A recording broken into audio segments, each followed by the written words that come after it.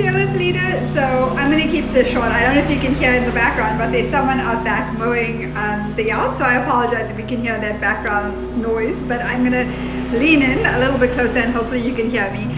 So I am right in between sessions. I've got less than 3 minutes to share the story with you, but it was a really cool one, so I thought I would come here and share with you. So I did a video last weekend where I was at Daytona and I was getting ready to go to the Speedway because my fiance had this incredible experience that he got to be able to ride in one of the NASCAR cars. And so we were sitting there waiting on the drive and waiting for everything to be set up for him to go. And I started to pay attention to people that were, walking around by the cars and things like that. And they were in like different types of uniforms and things like that. And so there's a guy that caught my attention that was kind of walking by us, and I just randomly started to film because I thought, okay, this might be one of the drivers, and I just had a sense for that he might be a driver or one of the drivers that was going to be riding with my fiance. So I started to record and kind of film him as he got into the vehicle.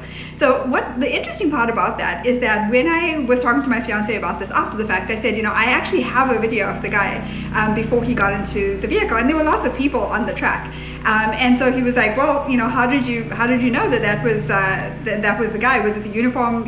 It was probably the uniform that he was wearing. And I said, no, it wasn't, because there were other people on the track that had different kinds of uniforms. I wouldn't have known. But it was really the way in which he carried himself. He carried himself with a confidence, not an arrogance, but really this confidence in himself and his ability, and in the way he walked and the way he approached the vehicle and things like that. So I really didn't have a clue as to whether or not, other than just his presence, as far as whether or not he was a driver and what his position on the track was, I guess. But I wanted to come to you and share that with you today, because that is so much a part of being an influential leader, right? It's about your presence. It's about how you show up.